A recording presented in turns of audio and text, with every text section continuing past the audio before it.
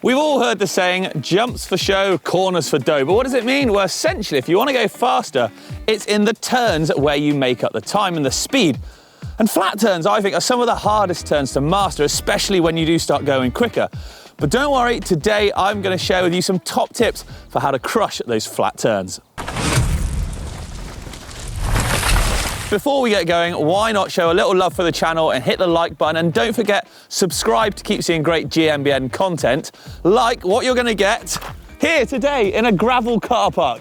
It may look underwhelming, but it's actually perfect for what we want to be able to practice. And that's all the varying aspects of flat turns and linking them together. So let's dive on in. So to get started then, we need a few markers, and this can be done with anything. This is the beauty of it. Bit of wood there. We'll put my water bottle about there. We'll evenly space them out with a rock about there. And then I've stolen the cameraman's water bottle there. Now what that's going to allow us to do is be able to weave through these turns. You can either do them singularly or link them up, which we are going to get to. And it does mean that you can practice this skill literally anywhere, even a Forest of Dean car park.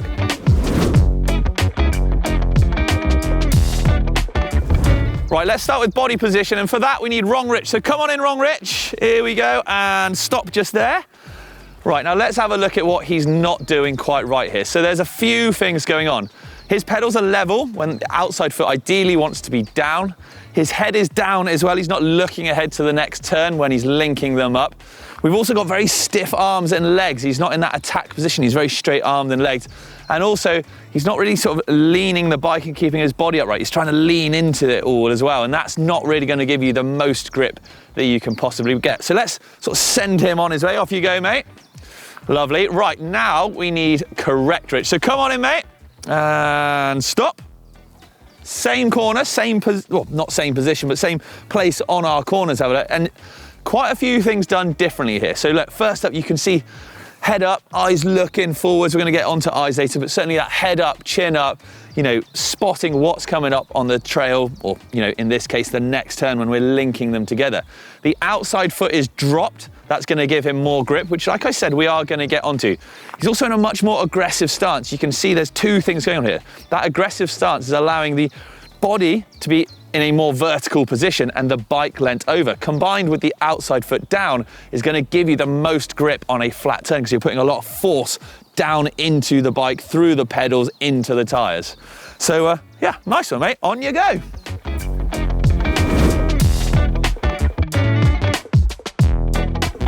So let's talk pedal position now. Look, as Right Rich comes through, we'll stop him there. Hold on a minute, mate.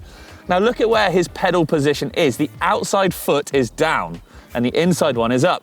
Now the reason that is done is because essentially it puts the most weight on the outside foot. It forces the bike down into the ground. Like I said, it sinks your body weight into the suspension, into the tires, and really gives you the most grip.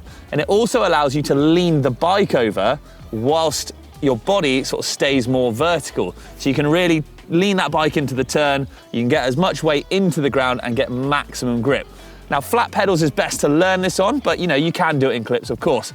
And sometimes you might even drag a foot. You might have you might have your inside foot off the pedals. Now think of old school Kovarik or Sam Hill here. Check out this clip.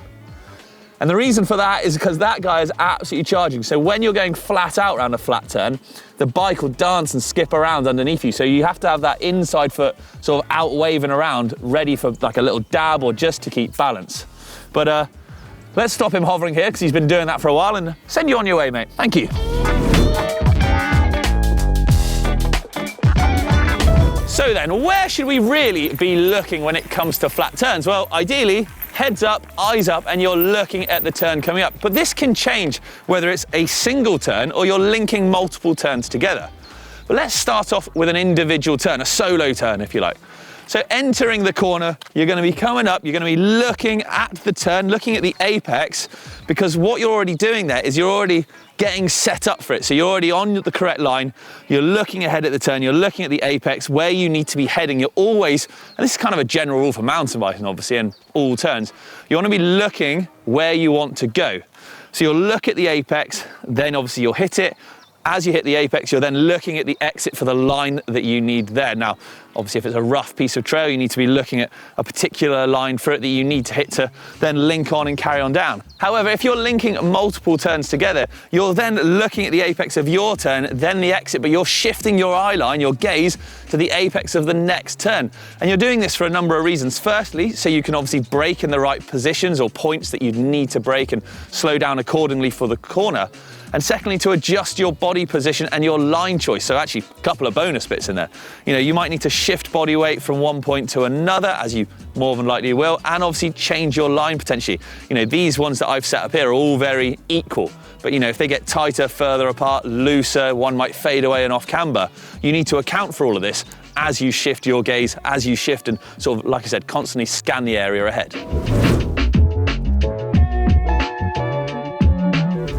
Let's talk about body weight and your weight transfer. Now, when it comes to linking up turns that we can see correct Rich coming through and looking good all the way through. But let's rewind him a bit and bring him back here. Thank you very much. Now, the weight, as we said, is always on the outside foot for good reason. It puts a lot of pressure into the ground and gives you maximum grip. Now, when it comes to linking up turns, you could see there that he was switching the bike from left to right. The body was actually staying fairly vertical, but the bike was doing the leaning, and then he was switching outside foots down. So as he was going around a right-hander, you can see the left-hand foot's down and vice versa on the other side. And he's doing that because, like I said, you want that weight always on the outside foot.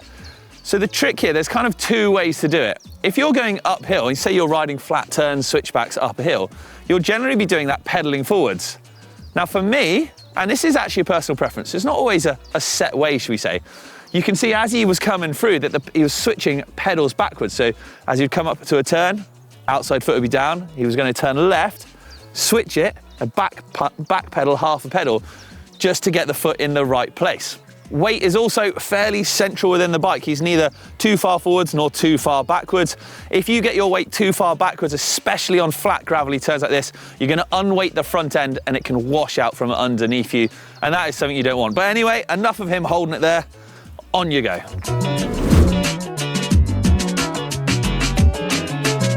Okay, so I've brought you to the woods for this final segment, and we're talking about braking, when, where, and which one to use.